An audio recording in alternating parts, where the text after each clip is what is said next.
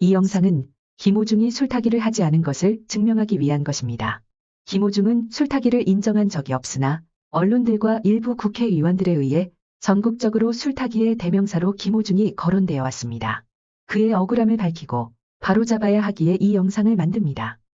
김호중은 2022년 6월 9일 소집 해제 이후부터 사고가 난 2024년 5월 9일까지 만 2년이 안 된 기간 동안 3년 연속 TV 단독쇼를 개최하였고 TV에서 방송하는 대형 공연을 수도 없이 출연함과 동시에 수많은 예능 프로들을 출연하며 그의 위상은 급부상하게 되었고 방송계의 러브콜을 한몸에 받게 됩니다. 그 외에도 많은 개인 공연과 열거할 수조차 없는 수많은 바쁜 일정을 소화해냈지요. 그 바쁜 와중에도 유니세프와 아프리카를 다녀오고 틈틈이 자선 공연을 하는 등 봉사 활동을 이어갔습니다. 그런 살인적인 스케줄을 소화하면서도 김호중은 국내에서 세계로 무대를 넓히고 있었습니다. 김호중은 소집 해제 17일 후인 2022년 6월 26일 세계 3대 테너 중 한 사람인 플라시도 도밍고와 공연을 가졌고 그로 인해 세계적인 무대의 발판을 만들게 됩니다. 그 다음 달인 7월 세계적인 성악가 안드레아 보첼리와 협업을 위해 이탈리아로 출국을 했고 그때 또한 안드레아 보첼리와 파바로티 재단으로부터 아시아 최초 홍보대사 자격을 얻게 됩니다. 그의 존재감과 함께 부담감도 커 나갔던 것입니다. 마약류의 진통제로 버티던 발목은 악화만 되어가고 그의 마음은 지쳐만 갑니다. 자료화면 보겠습니다. 잘 못 걷는 거죠. 아이고. 발목이 아니에요. 세상에. 수술을 좀 해야 되는 그런 심각한 상황이에요. 어느 순간 너무 바쁘게 달려다 보니 이제는 내가 여전히 꿈속인지 아니면 현실인지도 헷갈리더라고요. 참 그런 시간이었어요. 돌이켜보면 이 꿈에서 깨고 싶지 않았는데 이제는 또 편히 자고 싶더라고요. 많은 걱정들 또 많은 부담들을 하루만이라도 덜어내고 정말 편히 자고 싶어요. 앞의 영상은 작년 10월에 개봉된 영상이었고 한여름에 촬영한 것으로 보입니다. 그러면 김호중은 사고 나기 1년 전에도 쉬어야 하는 심각한 심리 상태였음을 보여주고 있습니다. 김호중은 자기 공연에는 완벽주의자로 알려져 있습니다. 여기 스피커는 원래 안 나오는 거예요? 1층 좌석 밑에 여기서 조금 더 올려주실 수 있습니까? 홀마다의 또 특성도 있고 앉아서 들어보면 위에 다르고 밑에 다르고 여기 다르고 좌우도 다르고 참 천차만별입니다. 그게 다 제 마음속에 들어야지만이 이 공연은 시작될 수 있지. 이 하나라도 제 마음에 들지 않으면 아마 공연을 시작하지 못했을 수도 있을 것 같습니다. 완벽주의자인지라 자기 공연 전에는 압박감과 부담감이 참 많았던 것 같습니다. 예전 콘서트에서 그가 말한 장면을 보겠습니다. 늘 하고 싶었던 꼭 해보고 싶었던 게 제 이름 걸고 콘서트 하는 거였어요. 근데 너무 겁이 막 나는 거예요. 내 손이 이렇게도 차가워질 수 있구나. 긴장한 게 너무 보이고 막 얼굴도 막 발발발발 떨리고 손도 막 발발발 떨리고 3일 동안 제가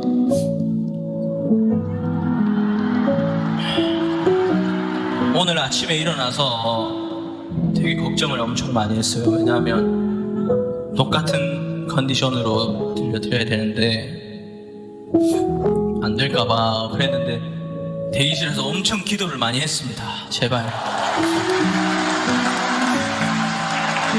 쉬엄 없는 스케줄에 그의 일상은 긴장의 연속으로 보입니다. 일반 사람들이 견디기 힘든 압박감에 시달렸을 것이라 생각이 듭니다.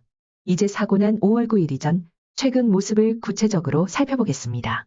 사고 2달 전인 올해 3월 2일 KBS 교향악단과 한국가수 최초로 단독쇼를 진행했습니다. 한국가수 최초로 하는 공연이니 더 긴장감과 압박감이 심했을 것이라 생각합니다. 그 증거 자료를 보겠습니다. 진짜 긴장 많이 하셨네요.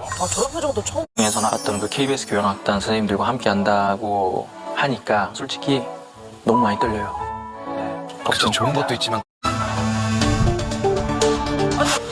기운 빠지는 거. 막 이상하게 오랫동안 보고 끝났으면 좋겠었고 1초, 1분 흘러갈 때마다 왜 이렇게 몸이 결리는 것 같기도 하고.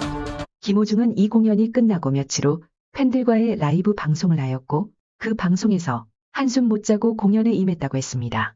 그리고 무대 연습에 대한 압박감이 심했음을 토로했었습니다. 잠을 자려 하면 호중아 연습해야지 하는 소리가 계속 들려 매일 잠을 자지 못했다고 했습니다.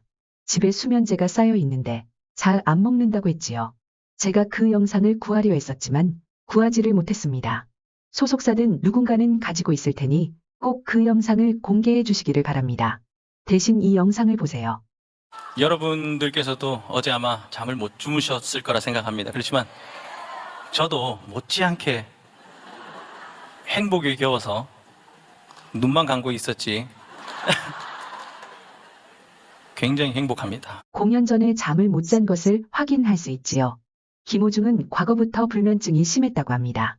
2024년 3월 15일 있었던 한 예능 제작 발표회 영상을 통해 확인해 보겠습니다.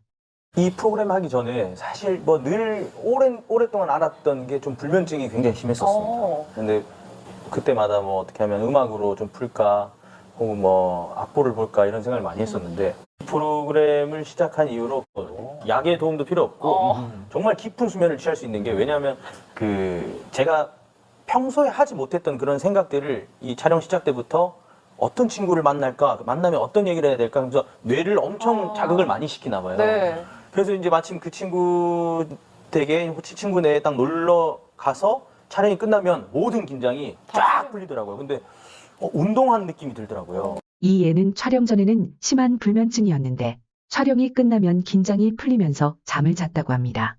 역시 예능 촬영도 긴장을 많이 하네요. 이 예능은 8부작으로 김호중이 출연한 회차는 1회에서 5회까지로 되어 있습니다. 몇 번 촬영을 했을까 확인해 보았습니다.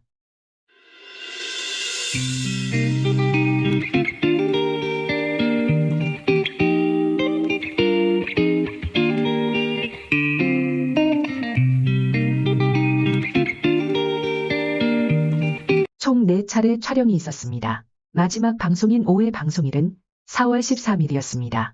어쨌든 오랫동안 심하게 앓고 있던 불면증이 이 예능 4번 촬영으로 사라진다는 것은 말이 안 되는 얘기인 것 같습니다.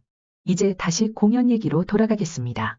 김호중은 4월 20일 광주로 시작해서 6월 2일까지 매주 2차례 전국 클래식 콘서트가 예정되어 있었습니다. 불면증이 해결됐다는 예능 촬영은 이미 예전에 끝이 난 상태입니다. 또 부담감의 불면증의 연속이었을 것이라 예측됩니다. 이 전국 콘서트 기간 중에 눈에 띄는 스케줄이 있었습니다. 5월 23일과 24일 아주 큰 무대가 기다리고 있었지요. 다름 아닌 올림픽 체조 경기장에서 열리는 월드 유니온 오케스트라 슈퍼클래식 무대입니다. 이 무대는 세계 최초로 세계 4대 필하모닉과의 공연이면서 세계 3대 소프라노와 함께하는 공연이었습니다. 앞에 KBS 교향악단과의 공연에서도 긴장감이 엄청났었는데 이것은 세계 최초로 벌어지는 기록적인 일이었지요. 부담감에 많이 힘들었으리라 생각이 듭니다. 전국 클래식 콘서트만으로도 버거운 상황에 세계 최초 무대까지 더해지며 그의 심리적 압박감과 부담감은 엄청났을 것입니다. 이 시기에 또 심리적인 압박감이 더해지는 무대 소식이 있었습니다. 7월 2일 이탈리아에서 열리는 안드레아 보첼리 30주년 기념 공연에 스팅, 레이디 가가 등 세계적인 가수들과 함께 참여하게 됐다는 기사입니다. 김호중은 KBS 교향악단과의 단독쇼도 너무 행복해서 잠을 이루지 못하고 부담감에 무대 뒤에서 주저앉을 정도의 부담감을 드러냈었지요. 그런데 그것보다 몇 배 더 큰 무대들이 기다리고 있으니 연습 부담에 제대로 잠을 잘 수 있었을까 하는 생각이 듭니다. 여기서 김호중이 과거 안티들에게 공격을 받았을 때 심정을 토로한 영상을 보겠습니다. 이겨내지는 못하지. 솔직히. 뭐 저희 할머니의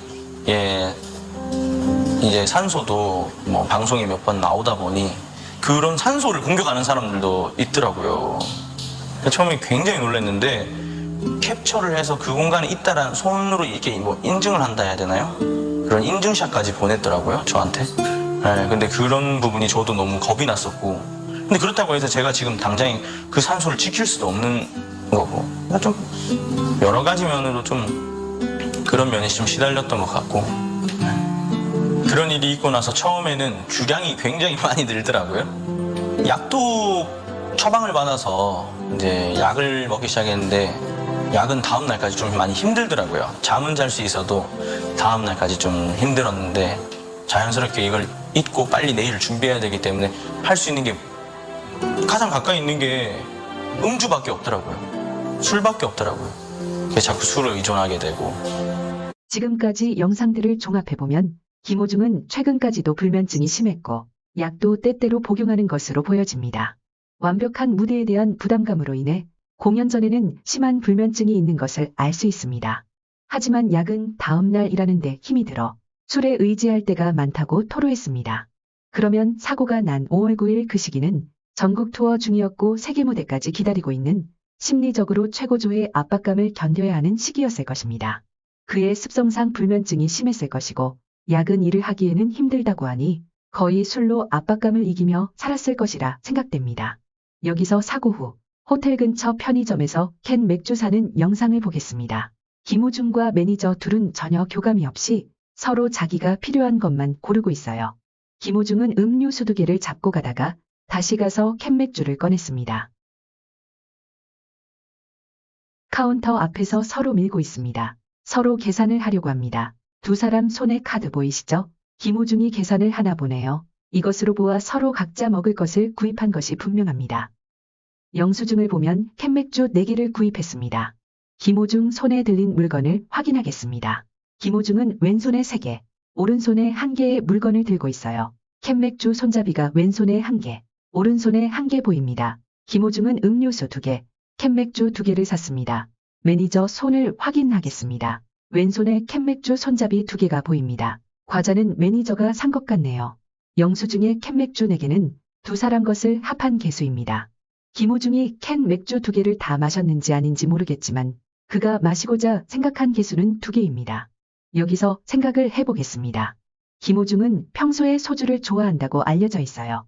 술타기를 하려면 자기가 좋아하고 훨씬 더 좋은 효과를 가져오는 소주를 마시지 왜 맥주를 마실까요? 소주는 맥주보다 알코올 함량이 훨씬 높아 어림잡아 5배 정도의 효과를 낼 수가 있을 것입니다. 그는 음료수를 고르고 가다가 다시 맥주를 구입합니다. 계획적으로 술타기를 하겠다고 생각했다면 이런 행동이 가능한지요? 자기가 필요한 것을 제일 먼저 고르지 않겠나요? 김호중이 편의점에 들른 시각은 5월 10일 새벽 1시 50분, 그날은 고향 콘서트 리허설이 있는 날이었어요. 빨리 잠을 청할 수밖에 없는 상황입니다. 평소 불면증이 심한 상태에 사고까지 냈으니 잠을 잘 수 없는 상황입니다. 공연을 해야 하니 몸이 힘든 약은 먹을 수가 없고 자연적으로 술에 또 의지할 수밖에 없었겠죠. 김호중이 음주 검사에서 음성이 나왔지만 그의 소변에서 알코올 부산물이 정상보다 60배 이상이 검출되었다고 크게 논란이 되었었지요. 알코올 자체는 술을 먹고 8시간이 지나면 모두 빠져나가지만 그 부산물은 72시간 이상 몸속에 남는다고 합니다. 3일 이상 몸속에 남는다는 소리인데 김호중의 이 당시 심리 상태를 보면 매일같이 약간이라도 술을 의지하지 않으면 버티기가 힘든 상황이었을 것으로 파악됩니다. 안정과 수면을 위해 지속적인 음주가 있었고 그로 인해 알코올 부산물은 몸에 계속적으로 축적되어 있었을 것으로 사례됩니다. 들리는 말에 의하면 실제로 김호중은 평소에 술을 먹지 않으면 잠을 못 잔다는 얘기가 있었지요. 여러분이 김호중과 같은 상황에서 생활을 했다면 맨정신에 그 생활을 버틸 수 있었을까 묻고 싶습니다. 그가 음주를 하고 운전은 한 것은 맞고 잘못한 일입니다. 하지만 제가 먼저 올린 김호중 사고 당시 걷는 모습과 운전 모습 영상을 보면 너무도 정상적으로 운전을 했고 술 취한 사람이라고 할 수 없는 너무도 정상적인 걸음걸이를 보여줬습니다. 그럼에도 만취 운전이라고 그를 지속적으로 몰아붙였고 맥주 2캔을 산 것을 4캔을 산 것 같이 여론을 만들며 전국 음주 운전대마다 김호중 수법으로 몰고 가며 그를 괴롭혔습니다. 기사 내용들을 보면 모두 술타기 의혹으로 적어놓고 그 의혹만으로 술타기의 창시자로 낙인을 찍어버렸습니다. 그 이전 사례도 많았음에도 말입니다. 맥주 2캔을 샀다고 추측만으로 술타기로 낙인 찍는 것이 정당한 것인지요? 여러분 생각은 어떠십니까? 과연 이것이 술타기일까요?